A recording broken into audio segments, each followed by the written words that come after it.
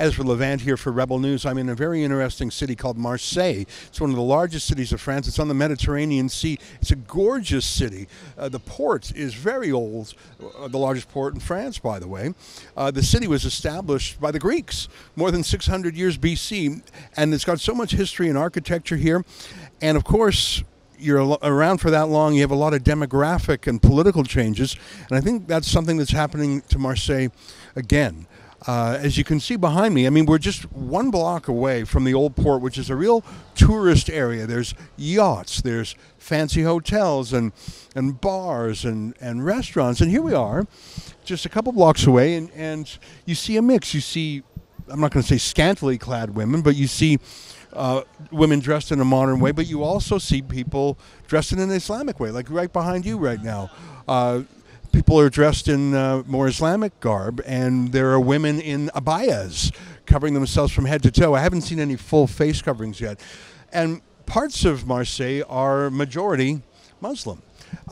And this is relevant because, of course, it's a demographic change, but a demographic change that brings with it a political change and a change in the approach to policing. Because, as you may know, a few days ago, a young Muslim man, 17 years old, was pulled over by police. There's another person in an abaya. Like, we're at the border between sort of cool international French fashion and the modesty of strict Islam here.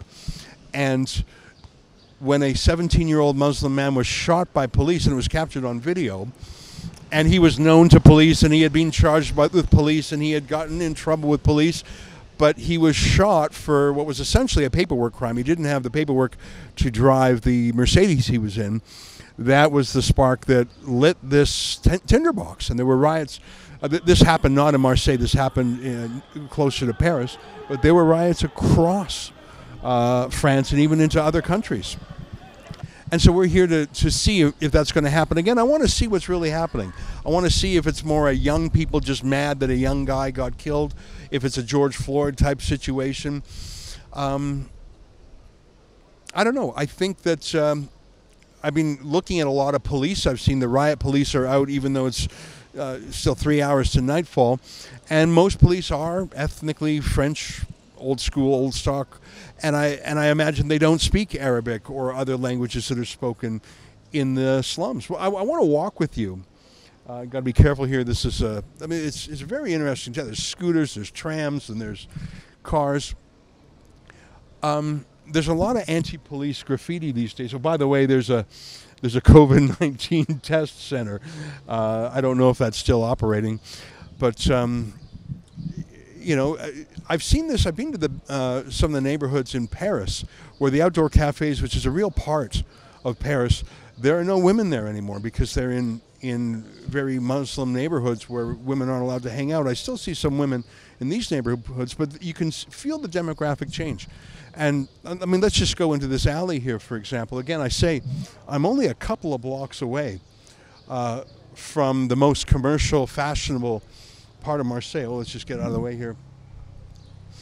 So you step out here, and a lot of these storefronts are closed. But I would call this a slum. Look at that, La Police Tue. That means kill the police. And a picture of a person morphed as a submachine gun.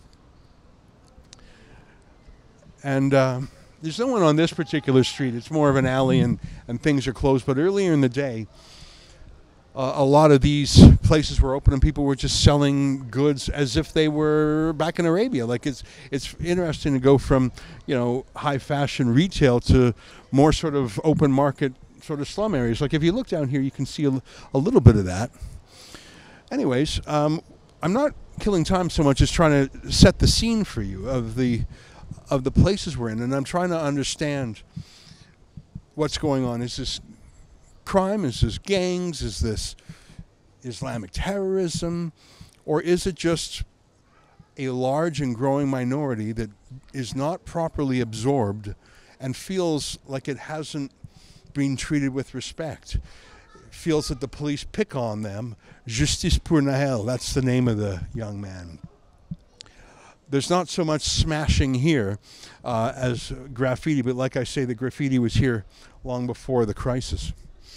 Yeah, I mean, now you might say that Los Angeles and Toronto and Vancouver are just as slummy. Is that police equals assassin? Police are assassins. You know, that's the political vibe of this block here. I'll keep walking around a little bit more. I don't have too much more to say. I'm just showing you what the city looks like.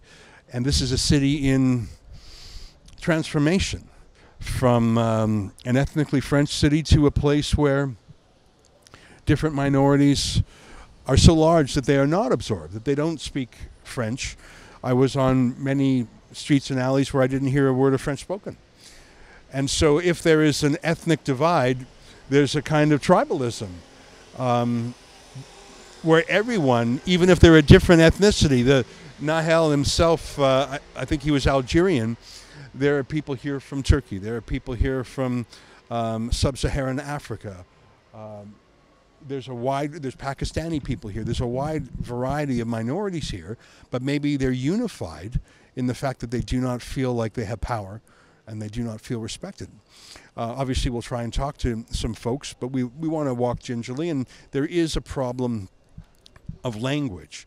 A lot of these folks don't even speak French very well, and my French is terrible, and most of them do not speak English. I'll try and make myself understood and understand them in return, and if I can, I'll post those videos. So that's sort of walk around, and we didn't even really get deeply into the slums. Earlier today, I was in some places where I really could have been in Istanbul or Kabul or Tunis. It really felt that way. Every word I saw and heard and every person I saw was from those minority communities. I'll keep you posted. If you want to see all our videos, go to franceonfire.com. And if you like what we're doing, feel free to chip in to help cover the cost of our citizen journalism. You can do that right there on the page. Thanks.